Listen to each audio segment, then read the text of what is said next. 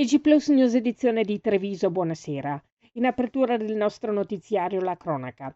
Incidente stradale nel tardo pomeriggio di oggi lungo la strada Terraglio tra Preganziol e Mogliano Veneto. L'evento ha coinvolto 2 autovetture con 4 persone. 2 di queste sono state prontamente estratte dalle lamiere dal personale dei Vigili del Fuoco, giunto sul luogo con una PS, autopompa serbatoio, dal comando di Treviso.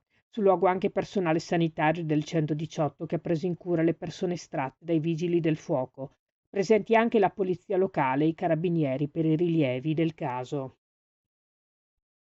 E nella mattinata odierna, a seguito dei disordini avvenuti al termine dell'incontro di calcio tra il Treviso Football Club e la Cimestra, il questore di Treviso ha già emesso i primi provvedimenti di DASPO nei confronti dei 3 tifosi trevigiani arrestati dalla Polizia di Stato e accusati a vario titolo di resistenza e violenza pubblico ufficiale, lancio di materiale pericoloso in occasione di manifestazioni sportive e danneggiamento.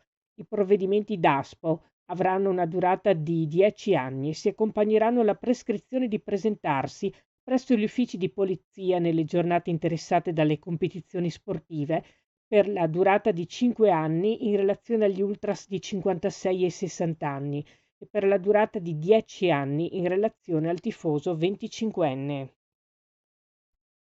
E rimanendo in argomento, il questore Alessandra Simone, alla presenza del presidente di MOM Giacomo Colladonna e del direttore di esercizio Corrado Bianchessi, ha voluto incontrare l'autista rimasto ferito domenica scorsa al termine dell'incontro di calcio tra Treviso e Mestre, ringraziandolo per la professionalità e il senso civico dimostrati. Con l'occasione il questore ha anticipato il suo invito per partecipare alla prossima festa della polizia ed essere premiato tra i cittadini meritevoli. Ci spostiamo a Villorba, dove il comune segnala che in data odierna sono pervenute segnalazioni relative a telefonate sospette ricevute da alcuni anziani residenti. Ignoti avrebbero dichiarato falsamente che il comune finanzia l'installazione di pompe di calore o condizionatori con il probabile intento di ottenere l'accesso alle abitazioni. Si tratta chiaramente di un tentativo di truffa. Il comune di Villorba non ha attivato né promosso alcuna iniziativa di questo tipo.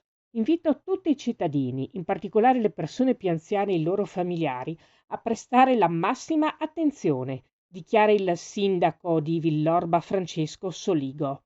Il comune non contatta i residenti per proporre interventi domestici né manda incaricati a domicilio.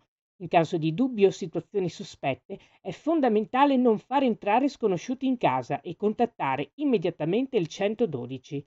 Questa era la nostra ultima notizia. Grazie per averci seguiti. Arrivederci.